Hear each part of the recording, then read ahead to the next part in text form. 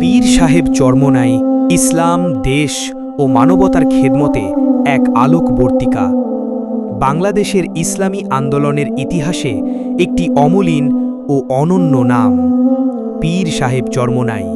তিনি শুধু একজন রাজনৈতিক নেতা নন, বরং একজন দায়ী, একজন আলেম, একজন মুরব্বী এবং একজন জননেতা, যিনি আল্লাহর জমিনে আল্লাহর বিধান প্রতিষ্ঠার জন্য নিরলস সংগ্রাম করে যাচ্ছেন। চরমোনাই দরবার শরীফের এই প্রভাবশালী ব্যক্তি জীবনের শুরু থেকেই দ্বীনের খেদমতে নিজেকে উৎসর্গ করেছেন।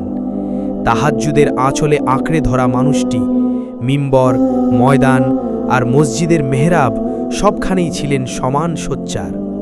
তার কথায় আছে জিকিরের নরমি, আর বক্তৃতায় আছে জিহাদের ঝলক। রাজনৈতিক ময়দানে এক ব্যতিক্রমী কণ্ঠ। বর্তমান বাংলাদেশের রাজনীতিতে যেখানে অনেকে ব্যক্তি বা গোষ্ঠীর স্বার্থে নীতি বদলান, সেখানে পীর সাহেব চরমোনাই বলেন, আমরা চাই ইসলাম কায়েম হোক, ন্যায় প্রতিষ্ঠিত হোক এবং দেশের জনগণ সত্যিকারের শান্তি পাক। তিনি ইসলামী আন্দোলন বাংলাদেশের নেতৃত্ব দিয়ে এই শতাব্দীতেও প্রমাণ করেছেন, নীতির সঙ্গে আপোষ না করেও রাজনীতি করা যায়। ভোট, দাওয়াত ও দ্বীন, এই তিনটি স্তম্ভে দাঁড়িয়ে তার নেতৃত্বের কারিশমা আজ দেশের কোটি তরুণের হৃদয়ে আশার বাতিঘর। জনগণের জন্য, কিন্তু আল্লাহর সন্তুষ্টির উদ্দেশ্যে। তিনি রাজনীতিকে কখনোই কেবল ক্ষমতার ময়দান হিসেবে দেখেন না। তার দৃষ্টিতে রাজনীতি হল ইবাদতের এক রূপ। আমরা ক্ষমতা চাই না, আমরা চিরস্থায়ী শান্তির সমাজ চাই, যে সমাজে মানুষ মানুষকে ঠকাবে না, মানুষ মানুষকে খুন করবে না, আর সর্বত্র থাকবে আল্লাহ ভীরু শাসন।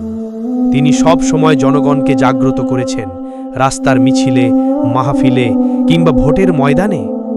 অন্য নেতারা যখন ক্যামেরার জন্য কথা বলেন, তিনি তখন আল্লাহর সন্তুষ্টির জন্য হক কথা বলেন, অকপটে, আপোষহীনভাবে। আদর্শিকতা ও সাহসিকতার এক প্রতীক।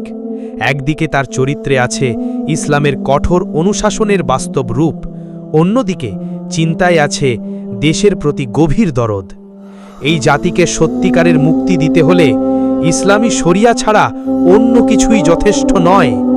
আজকের এই অস্থির, মূল্যবোধহীন রাজনীতির যুগে পীর সাহেব চরমোনাই হলেন এক আশার প্রদীপ।